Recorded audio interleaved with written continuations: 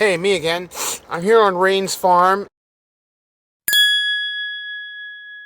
and my next episode is about the Musk Ox. Now, this habitat, we don't, now Musk Ox don't live here in New Hampshire. They live up in the polar regions, but they live in wide open fields, and this wide open field that's right behind us is as close as we could get to their habitat. Now, anyway, the musk ox, despite the name, it's actually not really an ox. It's actually more closely related to a sheep than an ox. And it's about 9 feet long, 6 feet tall, and weighs about 1 ton.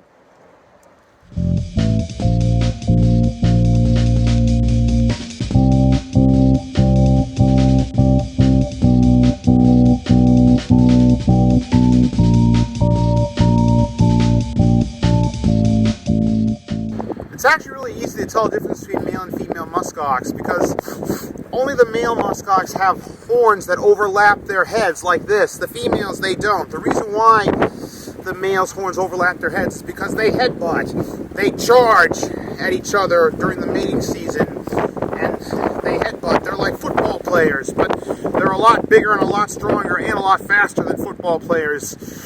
They charge at 40 miles an hour, and their clash force is 2 tons per square inch. The same as a bighorn sheep's, even though the musk ox is 4 times bigger than the bighorn sheep. Both the musk ox and the bighorn sheep both each have the strongest clash forces in all of North America. And I'll give you the top 4 at the end of my episode. But anyway, the musk ox, their skulls and bones their skulls and horns on their heads are really thick to absorb the impact. The musk ox is actually the largest bonehead on the planet.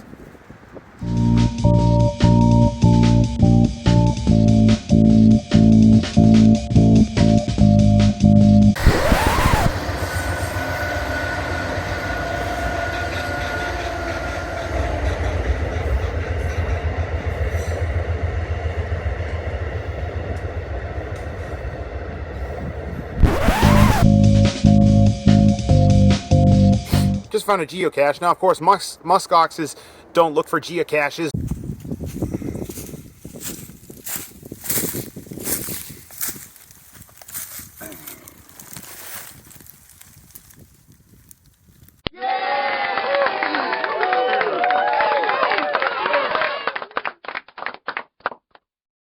But now, anyway, now I want to tell you this.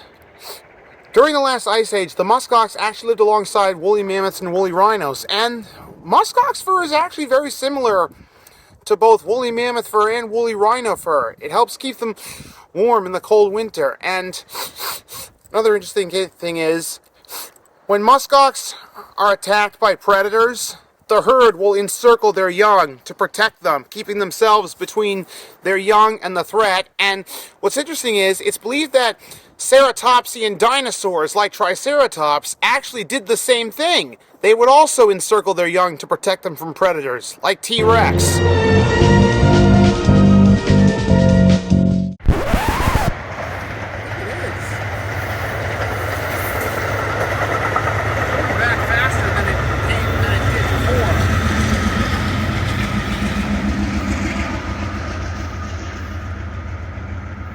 It's going back faster than it went this way. I wonder why. And I wonder why it's going back the way it came. Now, I've already told you this in the last episode, but I'm going to tell you again just in case and just for a little recap. The top 4 strongest clash forces in all North America. I already told you, the bison is at number 4 with a clash force of 800 pounds per square inch. The elk is at number 3 with a clash force 80% of its body weight. So a 1-ton elk would have a clash force of 1,600 pounds per square inch.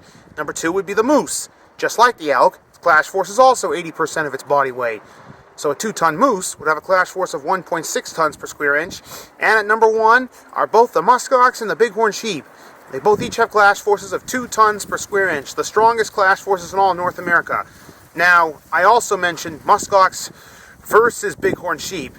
Are you still wondering who would win? Have you made any decisions in the last episode?